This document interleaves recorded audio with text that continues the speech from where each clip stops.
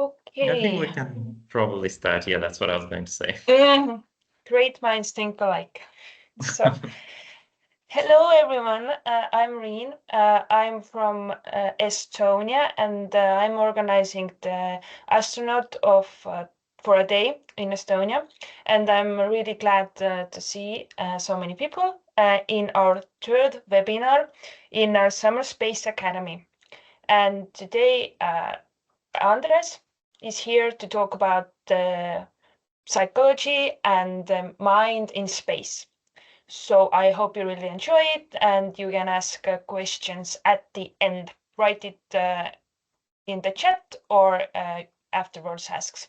So Andres, floor is yours. Thank you so much, Riin.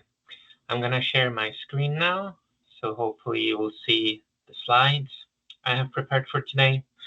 As Riin mentioned, my name is Andres Käosaar. I'm from Estonia originally, and I'm currently affiliated with the University of Central Florida in the US. So it's quite early for me today in the day, so if I have any slips with the words, forgive me, but I'll try to do my best. To give you a presentation about my work and my studies. And I'm we call the profession space psychologist.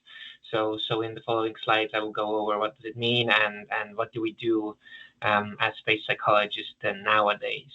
About questions, I wanted to tell you that you can also write those questions in the chat here in Teams. Immediately you come up with the questions, so we can also have this kind of flowing discussion if you would like so. But as Riin mentioned, in the end, I'm more than happy to answer all questions after the whole webinar as well. So today I'm going to cover my own background. It hasn't been so linear, and as a social scientist, I'm quite a rare thing in the space field. So hopefully that will give you some insight about how to get maybe in the space field.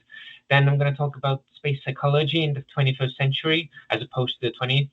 And then finally, some ways of studying space psychology. Our field is quite new compared to, for example, physics or medicine. So we have to kind of go with the flow and then invent some of the methods ourselves. So I'm going to mention a bit of that as well. So first of all, about me. I earned my bachelor's and master's both in psychology from University of Tartu, Estonia, and I wasn't exactly satisfied with my studies in the clinical psychology field, and I have a background in clinical and counseling psychology, and I wanted to do something different, something I wanted to say bigger, but I don't want to say that general or more common psychology is not big thing or important thing. So then I started looking into space. And as a first thing, I joined the Space Generation Advisory Council as an Estonian national point of contact. And this is an organization that unites young space interested and space professionals from across the world.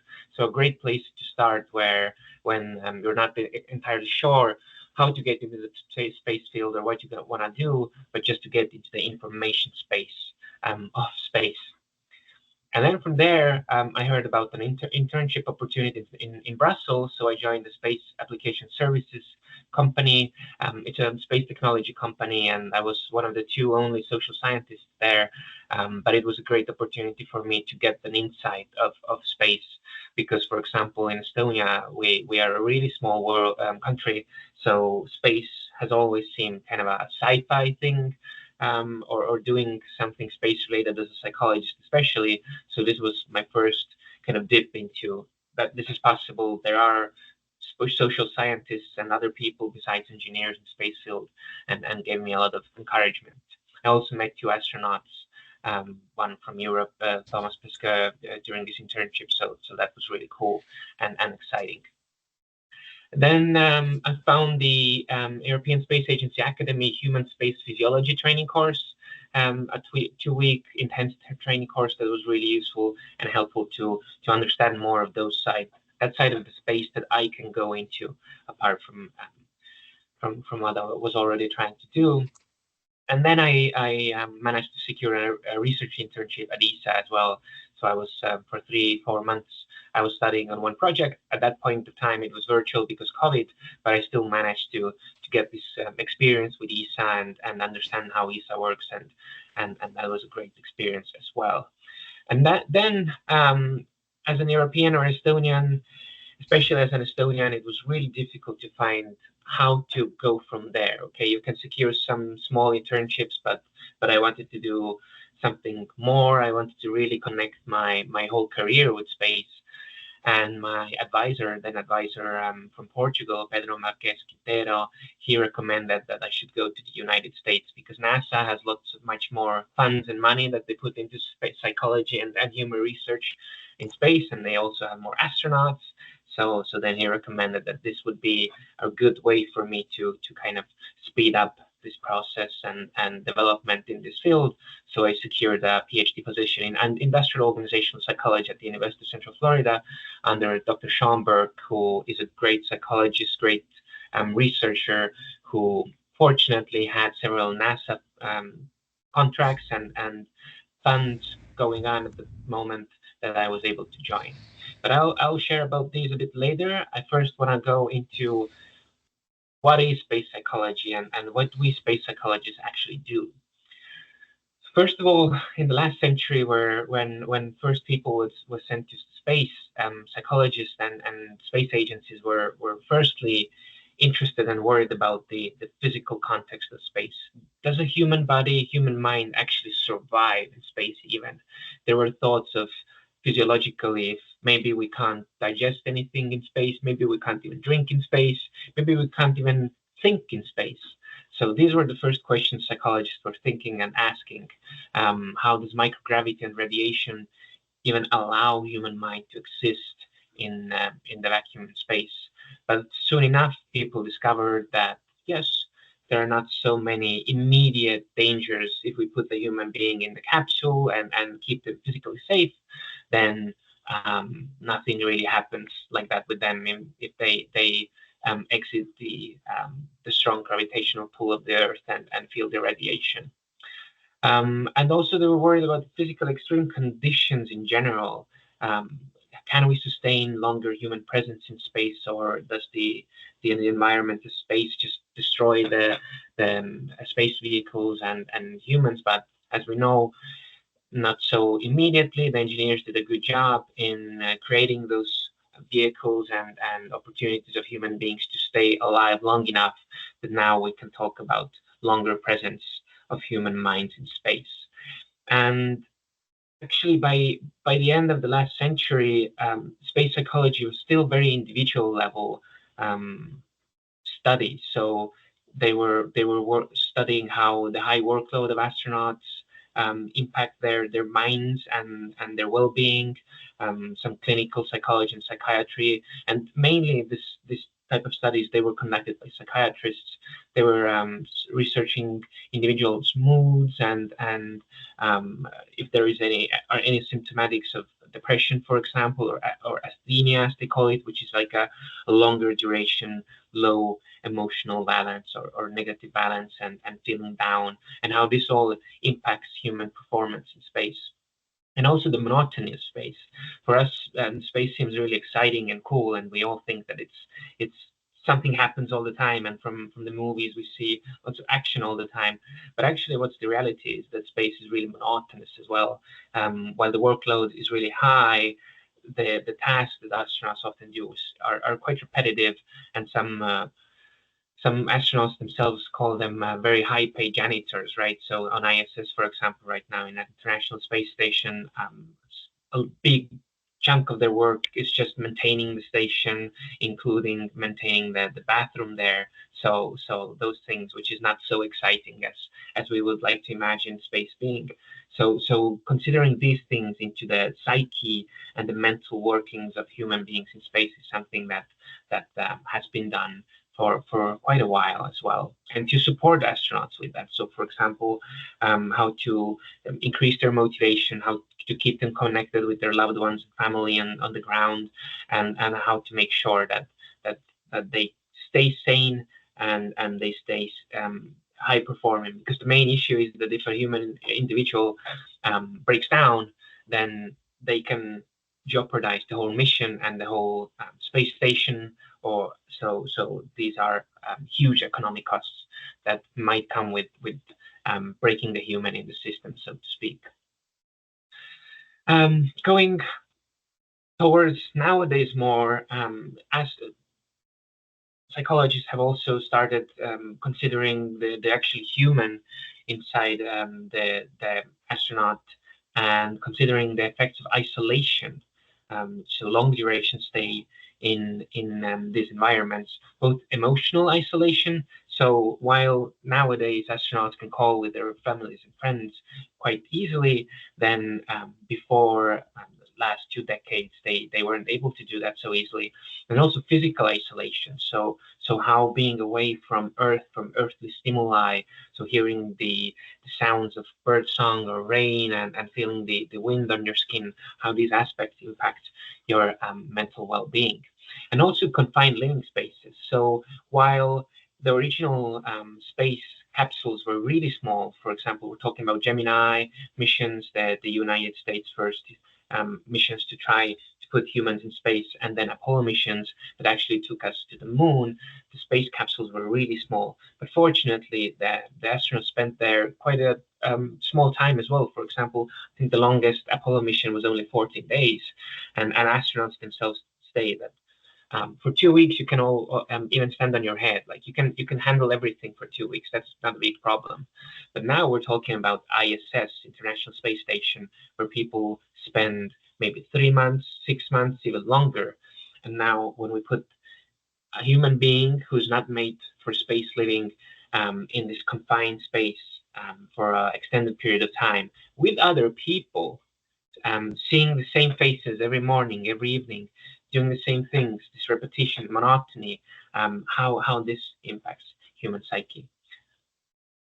And as I mentioned, with other people. So now, in this century, what we space psychologists mainly, at least my discipline, so industrial organizational psychologists, are focused on is the team. The individuals in teams. We're not only considering the individual themselves, but the constellation of a set of astronauts. And because when we talk about one human being, we have a certain degree of error. But now when we put them together, as always, even on Earth or in school or anywhere you are in your working groups or wherever, you can do things alone. Maybe you enjoy doing things alone, but when other people are included and they're not your best friends, maybe, or you didn't maybe pick them to work with you, then problems start happening. We are all humans, even astronauts. We have emotional fluctuations. We have our preferences. We have our ways of working. And if you're very high achieving and a professional human being, then especially so. So these things start impacting your work. And when we talk about longer missions or future missions to Mars or Moon, then these things play into these missions and planning. So we have to think about things such as leadership hierarchy. Who are the leaders? What are the cultures of those leaders? Where the national cultures, where they come from, and what are the habits of those national cultures, where they come from? For example, even in Europe, Eastern Europe, Western Europe, Southern Europe, Northern Europe, we might have different understandings of how a leader behaves, what are the best leadership practices, who is the best leader, right? And we have to consider those things because over long distance, long duration, even if someone is not even a bit satisfied with the leadership hierarchy, these things start coming out. These things start impacting the team and the teamwork. General group living. Imagine spending half a year or even longer with a very messy roommate. I don't know, with a younger brother or older sibling in the same room, sharing the not the bed exactly, but sharing the sleeping quarters, sharing the kitchen, sharing the bathroom, sharing everything. And you all have to tidy up and clean up for yourselves. You have to prepare your own meals for yourself, for each other. All those little things that maybe we're not used to even taking care in our everyday lives because maybe we're living with our parents who do some of these things or whatnot. But in space, all those little chores we have to take care of those as astronauts. And if we're not taking care of those things properly and we're not considering each other well enough, stress accumulates and we might have problems again. This comes to interpersonal relationships, and not only work relationships, right? In space, astronauts are not only colleagues, they become friends, they become emotional support. The farther we go from the low Earth orbit, the more and more they have to rely on each other for emotional support and staying human, basically. So how do I fit with my fellow astronauts, right? Are our personalities fitting well, and can we really be friends, or have we just be polite colleagues? Do our humor styles match? Are we understanding our vibe, right? We human beings, we know very well with whom we match well and whom not. When we meet a set of people for the first time, we immediately feel the vibe of another person, right? We feel if we want to be their friends or not, basically. So these things are really fast to happen. And now imagine that you have 4 to 6 astronauts who are not maybe so connected with each other immediately. How this plays out in the longer term in an environment where there is no boundary between work and life, where those boundaries basically do not exist, and work and life becomes this big blur of something, right? And then the task work itself, astronauts in space conduct very complex research, very complex tasks. They have to rely on each other for those tasks. They have to help each other, and how, as an individual, you yourself can manage those tasks and you can know what you need to do and what not. But then in space, you have to really consider your team member. You have to be on the same page with things, on the same page, what you do, why you do, how you do it, to be able to complete very complex tasks successfully. And it brings in communication, because communication is the underlying backbone of task work and any other human collaboration situation. So how do we communicate? What are the best ways to tell things to each other? And not only to each other, I'll be talking about only the team of astronauts, but astronauts do not work in isolation. They work with mission control. Is it in Cologne in Germany, or Houston in the US, but there are teams of people, Capcoms, individuals who talk to you, with whom you have to collaborate, communicate as well, and to make sure how to achieve these appropriate communication channels and ways of communicating and sharing information. Especially so when we're talking about communication lag. With Moon, it's maybe 2 seconds one way, up to 5 seconds. But when we talk about future missions to Mars, we talk about 30-minute communication delay, right? How to communicate effectively over this situation where you send a message to your mom, hey mom, how are you this morning? And you will hear back from her basically in an hour or 45 minutes, right? So how to figure out those communication systems. And then we talk about shared mental models in space psychology, which means, as I mentioned before with the task work, are we on the same page with what we do, why we do, how we do it? Do we understand the equipment the same way? But do we also understand the interactions of us in the same way? How we are as a team? Who are you as a team member? What skills do you have? What interests do you have? In teamwork research, in general teamwork, not only about space teamwork, researchers have figured out that shared mental models, similar understandings of the mission parameters or the task parameters and each other, are the best predictors of team performance. So having the shared understanding and creating that across cultural barriers as well, because space travel has been culturally diverse from quite early years. So from the 80s and 90s, when the United States and then Soviet Union started collaborating. But even nowadays, the next Artemis mission going to the moon is multicultural, right? We have a Canadian astronaut and 3 American astronauts. So figuring out how to achieve those shared understanding crossing cultural barriers. So these are the main topics or main variables we discuss when we study teams in space, and we try to understand what are the foci that we need to focus on. And currently, the main research I'm focusing on, and NASA has focused on quite a while, has been the journey to Mars. So consider all those variables that I mentioned, then how to ensure that on a journey to Mars, we're talking about a 3-year mission, right? 4 to 6 astronauts, multicultural mission. How to ensure that these processes and mental states, as we call them, are as optimal as possible. So over a 3-year mission, people wouldn't basically kill each other on that mission, right? And I'm saying that not to create drama, but these are actually the words that astronauts themselves use them when talking about these things, is that we want to ensure that we don't kill each other on this mission, because what happens with the human mind in isolation, confinement, and extremeness, so ice conditions, as we call them, it's quite incredible, and it's really hard to predict what happens with your own mind if you haven't really experienced that before. And journey to Mars is something that no human being, no living being has ever experienced before. So we don't even know what happens when the astronauts will lose sight of Earth from their space vehicle windows, right?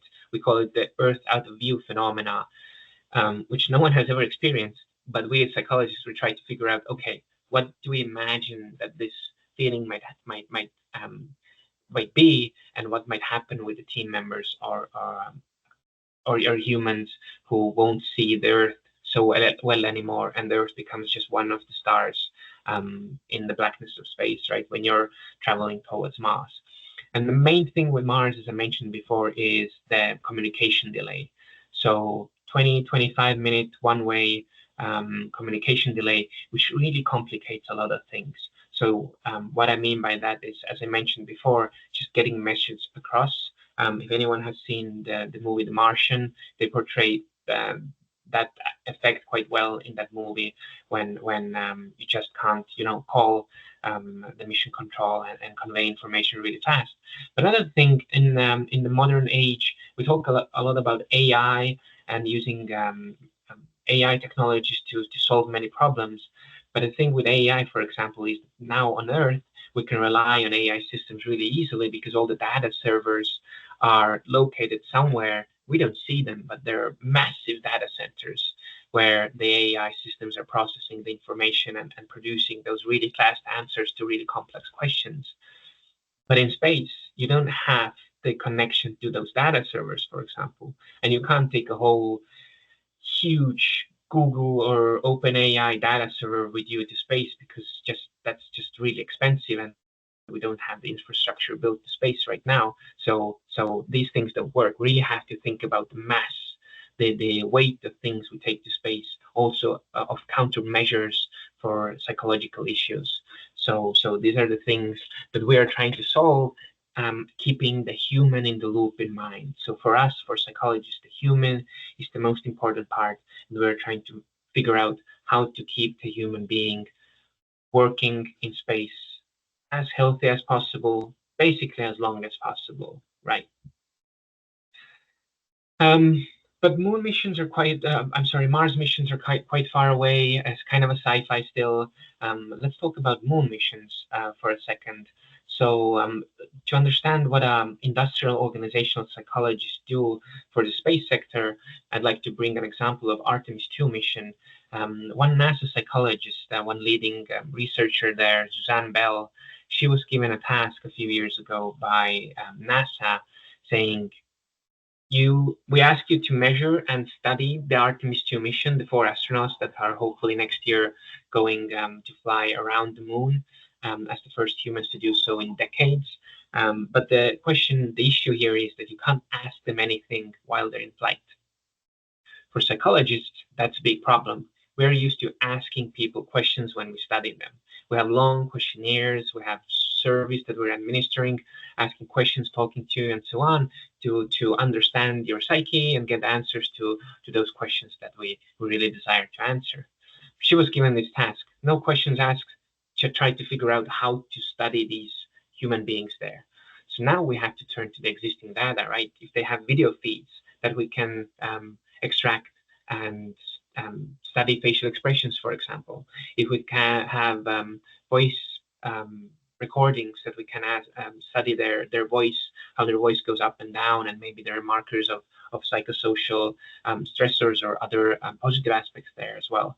Then what words do they use? Is there anything behind the words that we can kind of derivate their emotional state from? And all that, the coordination, where are they looking, with who are they talking, how many words per minute is this person saying or this person saying. So and also using physiological data, right?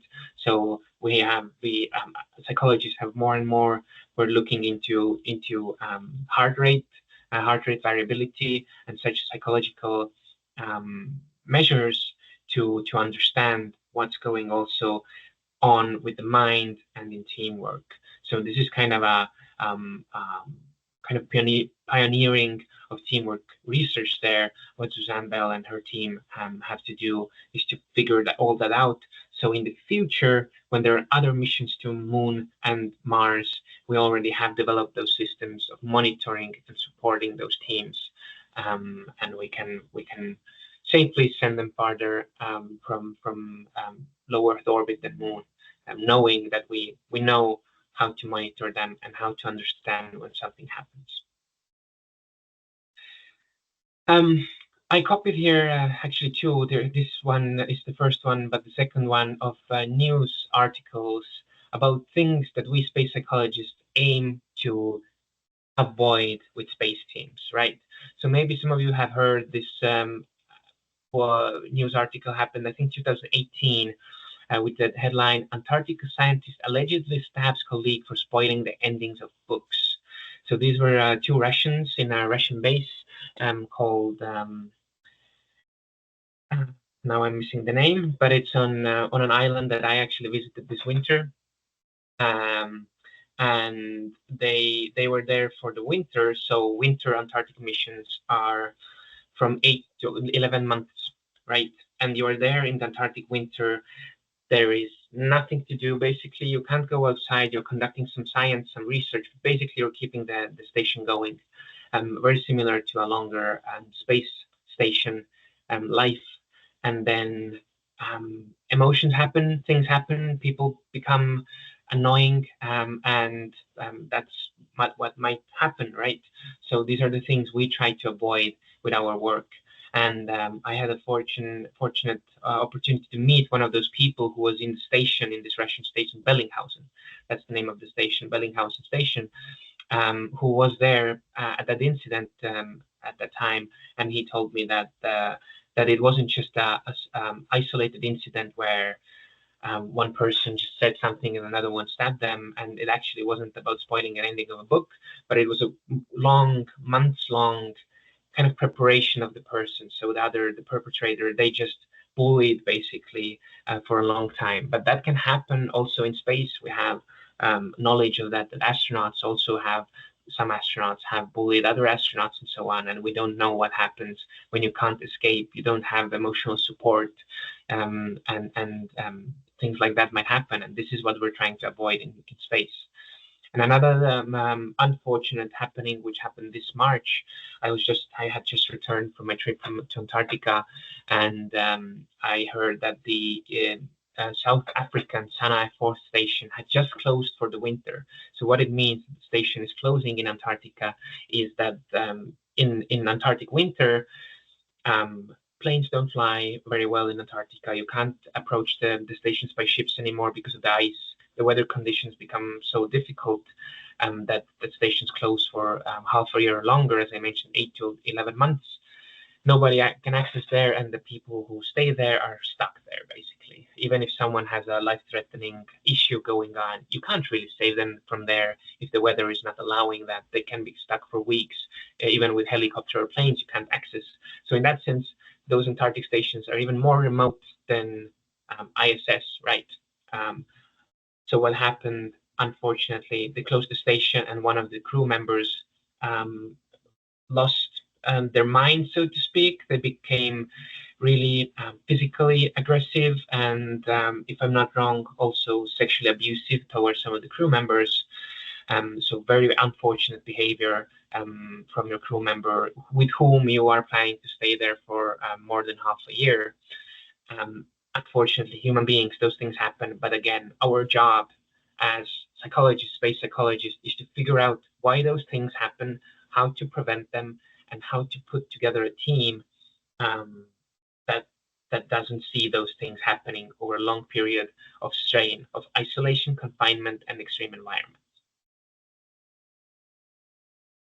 So now I have about another 15 minutes or so. I'm going to go over some project that I'm currently working on. So previously I concluded some of the main aspects we as space psychologists are currently working on, some of the individual issues, some of the teamwork issues, some great examples of what can happen in long duration isolation and confinement. But now I'm talking about some specific projects that I have been working on, and I'm still working on most of them. So the first project I joined when I joined this lab where I'm working at was studying the impact of cultural diversity in long duration space exploration missions funded by NASA. And what we did there is that we collected data from 2 space analog stations. Because astronauts, there is limited amount of them. Their time is really important and expensive. We are not able, unfortunately, all psychologists, to study astronauts themselves. So we have to rely on space analog environments, as we call them, or ICE environments, isolated, confined, and extreme environments. And for that, researchers have built those habitats. So on the left, we see a HERA habitat in Houston, the NASA's habitat, where they currently conduct 45-day experiments with individuals. To put teams of 4 in those environments, and they simulate life in space, missions in space in these 45 days. And then on the right, you see the NEC facility in Moscow that was used, has been used for many missions, in collaboration with Europeans. For example, Mars 500 mission that happened in 2010, that 4 individuals were locked there in this facility for 500 days, mimicking, simulating life in space. And for this culture project, we gathered data from a 4-month and an 8-month multicultural missions.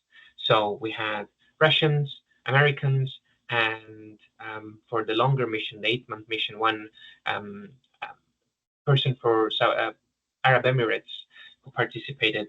And so we were looking how this cultural mix-up impacts team processes and health of those astronauts, or analog astronauts in this case. So these are some of the questions we ask and some of the variables we focus on, and some of the things we see. So how to mitigate cross-cultural issues, and the shared understanding of how to live together in a long duration mission. Just saying that on the Moscow facility right now is not in international collaboration efforts anymore due to the Ukraine war. So we lost that, but the HERA facility is still in works. Then the second and quite exciting project that I joined on was about interpersonal relationships in, again, long duration space exploration missions.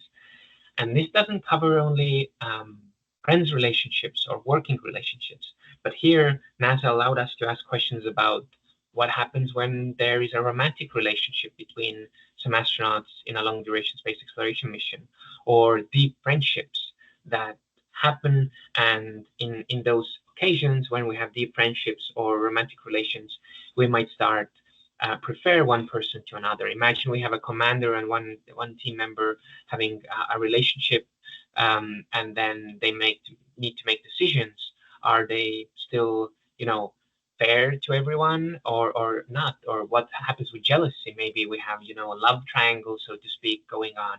What happens with that? How can we mitigate those issues? That if those things happen, we're all human again, right? That those emotions don't jeopardize the mission. Or if we have a couple on the Mars mission and they break up, what happens then? Are they able to, continue the mission and be good team members still? So these are the questions we ask for this project. And for that, we're using another ice environment, another analog, this time Antarctica. So for this mission, we're currently receiving journal entries and data from overwintering Antarctic mission in the I'm sorry, in the McMurdo base down right, and also Scott Amundsen actually down up right. These are American bases where we managed to get our science in and study their teams, their interpersonal relationships, and see what's going on there, what happens with people, why it happens, and how to support them there. These additional pictures are from other Antarctic stations that are used for research a lot. So down left, we see the European Concordia station, the Italian-French joint station where ESA conducts a lot of their human research. And then top left, we see the Finnish Avoa station that I have had the pleasure working with for years. I haven't been there myself, but a great small station mimicking the small space environment, because as you see, the other stations are huge. The McMurdo station in the summertime is almost 1,000 people or even more. So this is not mimicking International Space Station, right? We're talking about maybe far in the future some kind of space colony that could resemble McMurdo, but Concordia and Amundsen Scott stations are still smaller. They have huge sports facilities though, but still they're mimicking this isolation, confinement, and experiments still quite well, still quite applicable for space. Then another quite interesting project that I've been involved in is about macrocognition in space, and this is the funding was cut, but was funded by the US Department of Defense. And what is macrocognition? So first we talk about cognition in individual level. Cognition is what happens in our head psychologically, the processes that go on in our brain to process information, perception of stimuli in the environment, and so on. So usually we psychologists study it on the individual level, but now when we put individuals into teams, then we talk about macrocognition. So how the information processing, information sharing, understanding what's going on in your environment, and talking about the task at hand, how this happens on the team level, and what are the processes involved there. And for a little example, what kind of events did we use for this study? So we extracted the mission transcript data from Apollo missions. Apollo missions, it's a public database with the whole transcripts of when astronauts talk to each other and to Houston, to the mission control in Apollo missions. We took those transcripts, we found 60 critical events. So if something happened that wasn't planned and the astronauts had to solve this issue, and then we from these transcripts, from the language that they spoke to each other, from the communication, we extracted those macrocognition, the psychological elements. And what kind of events are we talking about? I have this little video to present you. Oh, we got a little ad. I hope I can skip that as fast as possible.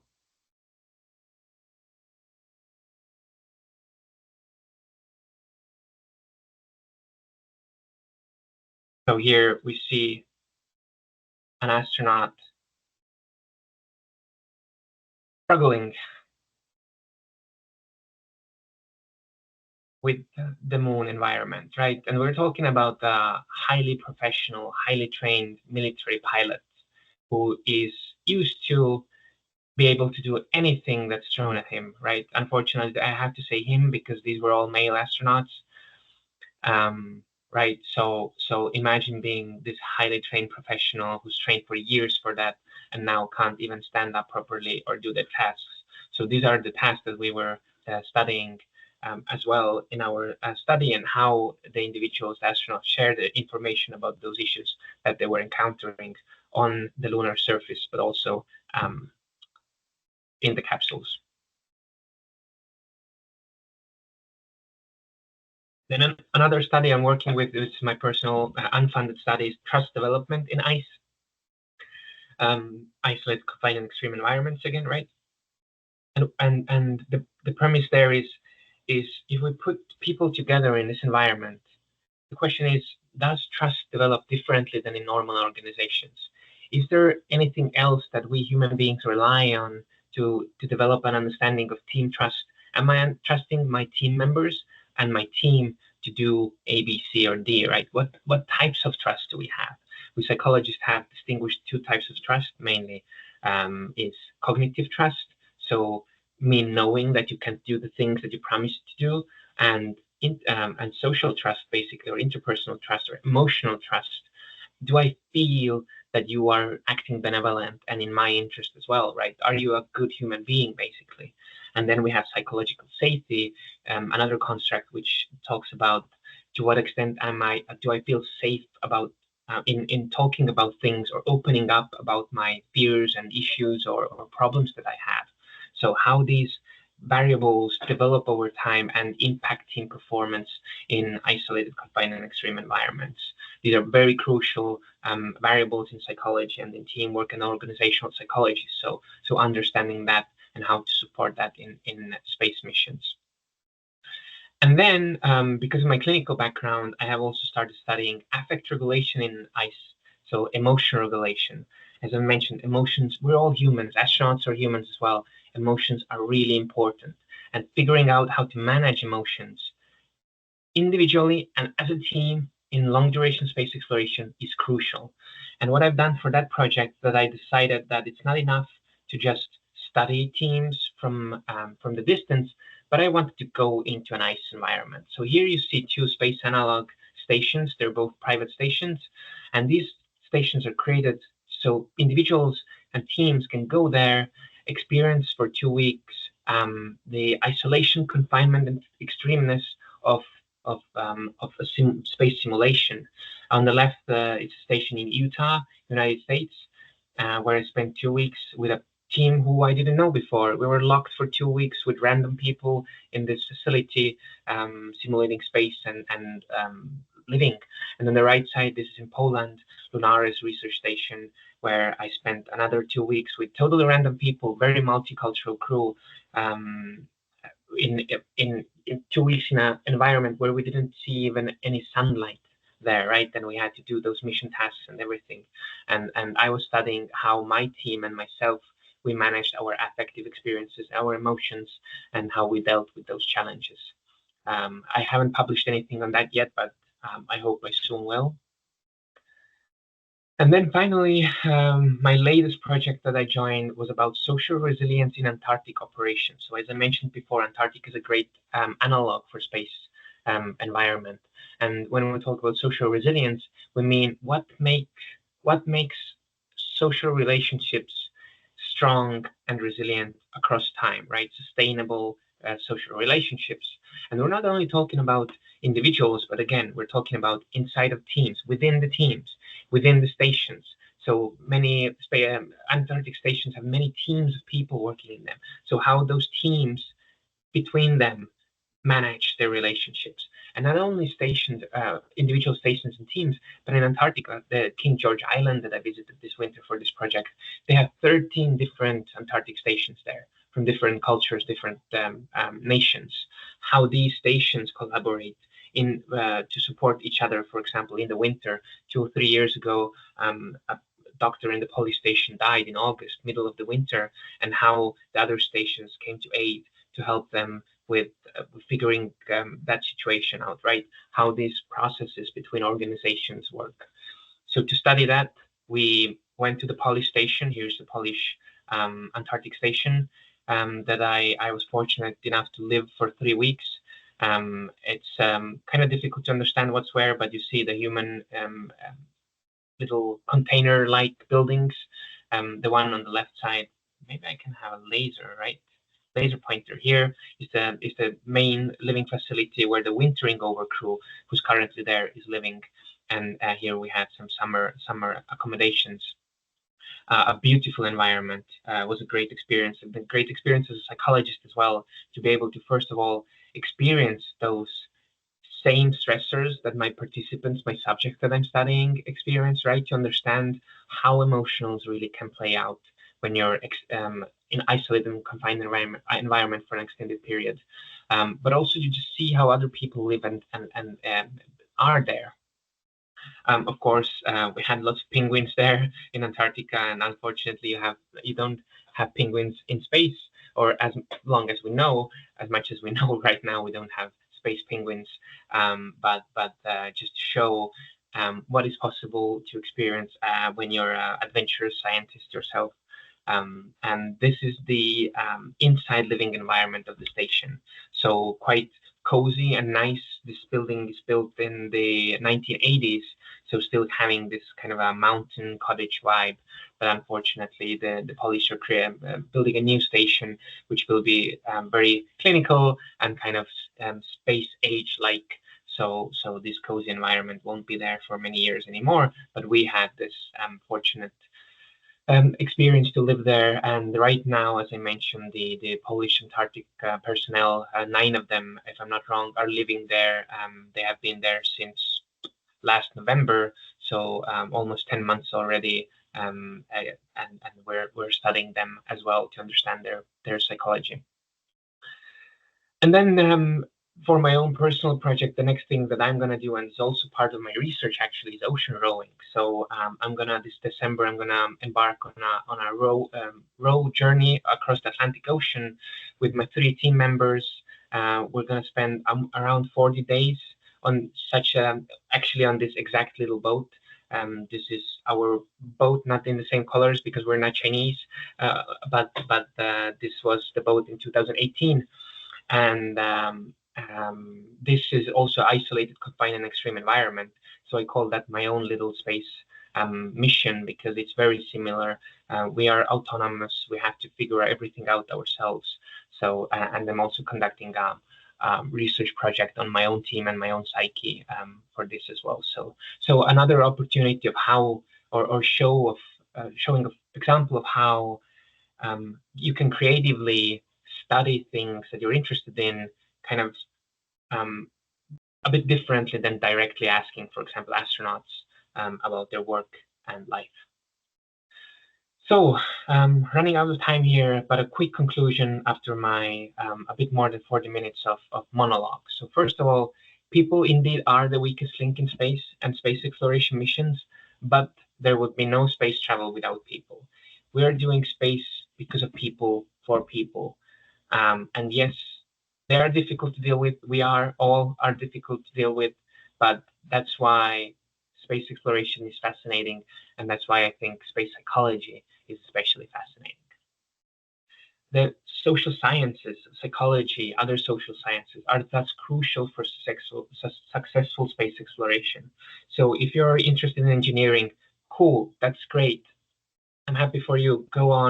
Go into an engineering school, do that. But if you feel that, maybe you'd like to do some social sciences things, for example, law even, or psychology, then there are ways of doing those things and keeping yourself connected to space sector. Just try to find those resources and those people to mentor you, because that's crucial. You won't figure it out on your own.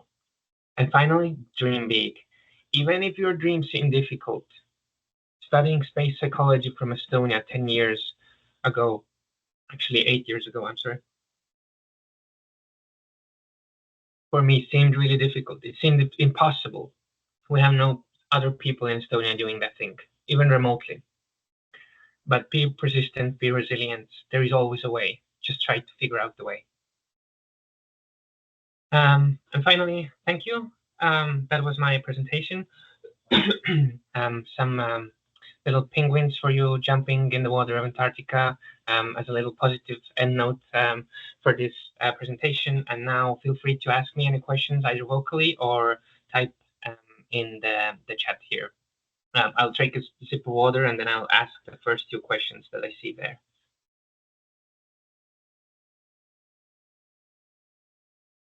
And of course, I have to replay the penguins.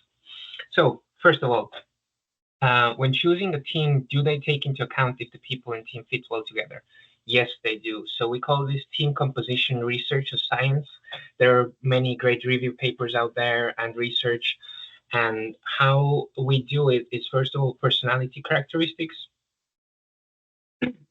So in psychology, we have the Big 5 personality model, which is the most well-known model. And we even have methods and models and theories about how to align individuals well in a team by those type personality characteristics, and also adult skills and abilities, and also cultural makeup, right? So, for example, if we talk about cultural values, we have, for example, masculinity. So, to what extent I feel the masculine values are really important. We need to talk straightforward and without emotions, versus femininity, right? Where we are more open and discussive and talk more about emotions. To what extent, for example, this is important. So when we put together a team, we have to be sure that those people align in these values, because otherwise there's conflict to happen very soon, right? So yes, this is very important. And NASA at least does quite a good job, I think, for those space analog stations to study or to pick people who are fit quite well together. But again, the problem happens when you have different space agencies or different organizations picking their own astronauts. So then you lose the cohesive power of choosing the right people. So then it becomes a bit more difficult. Thank you for the question, by the way, very good question. Then, are there any techniques used to maintain team cohesiveness, such as sports, probably not an option in space, for example? Yes, so team cohesion, there are many guidelines of how to do that. For example, keep an open space, talk about your issues. At the same time, don't be aggressive.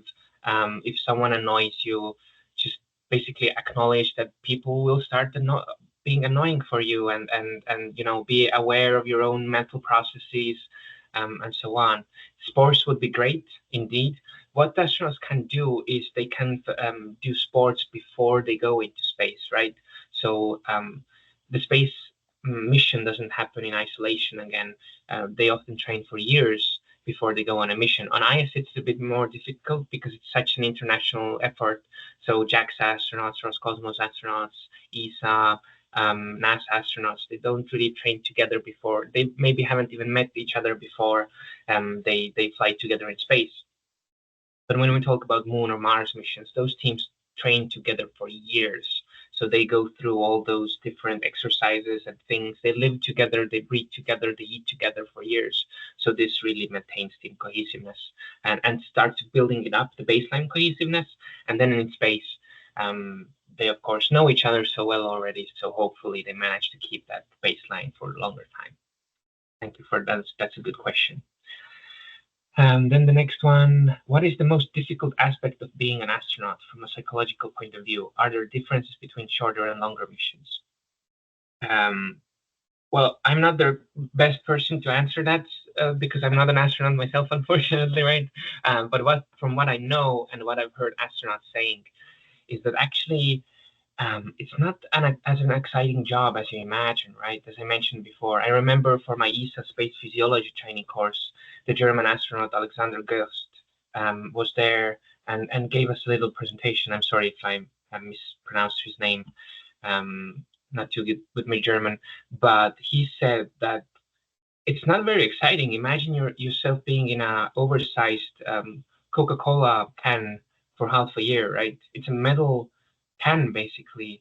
It's oversized, it's big. There are some rooms on ISS, but it's not very. You can't see outside too much. You have the cupola where you can see the Earth, but otherwise there is not much to do. There is not much space. You can't move. You can't spend time with your loved ones. It's just stress. It's actually just uncomfortable, and that's the main psychological thing that I think is as well. It's not pleasant. So that's the thing that when choosing for astronauts, they have to be mentally so resilient and being able to and willing to be in this environment for such a long time. And yes, there are huge differences between shorter and longer missions.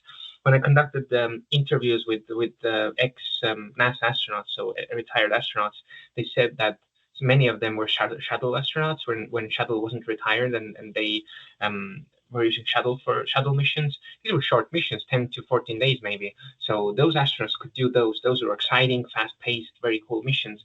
But they themselves, they said, talking about Mars, that's a whole different animal, right? We need even a different type of astronaut for a Mars mission or a longer moon mission.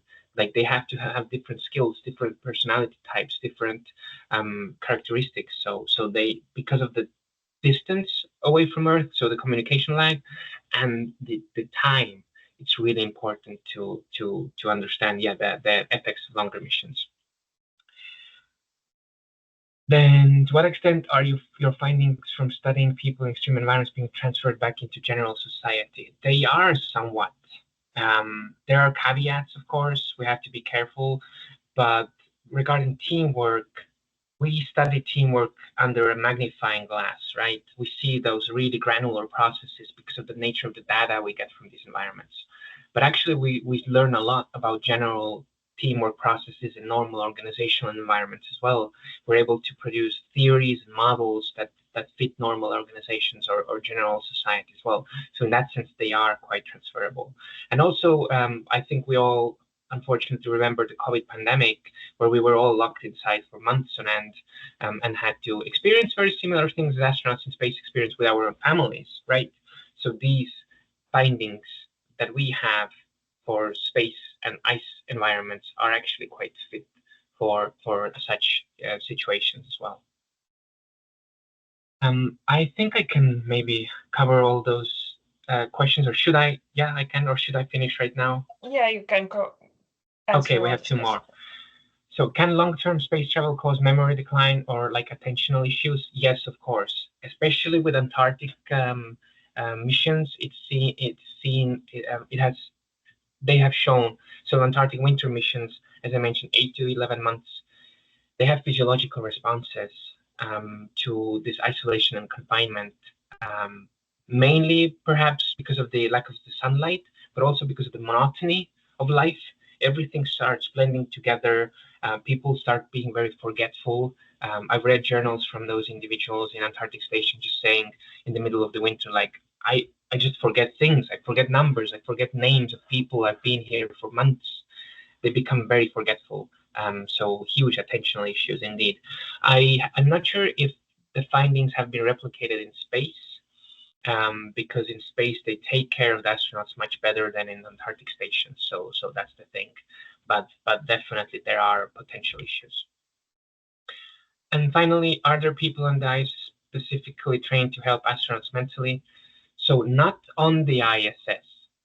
The astronauts themselves, like, unfortunately, as much as I'm aware, quite limited amount of psychological training regarding emotional regulation and teamwork related stuff.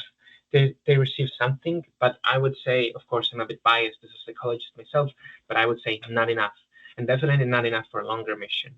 But because ISS is basically live connected to Earth with internet and communications, they get extensive support from the planet. So they have teams of psychologists, they have doctors, they have conference calls weekly, they can call with their friends, their families, so on, and so they have much more support than even Antarctic teams, and more than probably future long distance space exploration teams can have.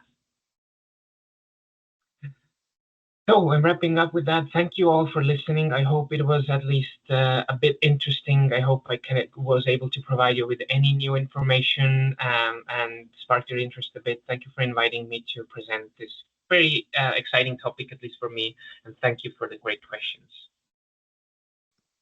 Thank you so much. It was really, really interesting.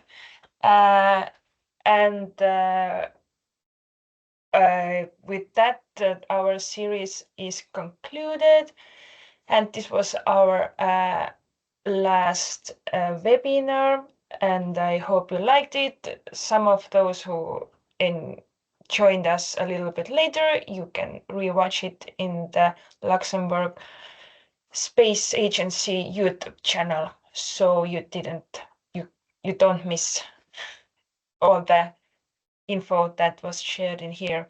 So thank you again, Andres, and thank you all for listening. So I think it's the end for this webinar. Thank you. Thank you, everyone. Have a good day. Nice day.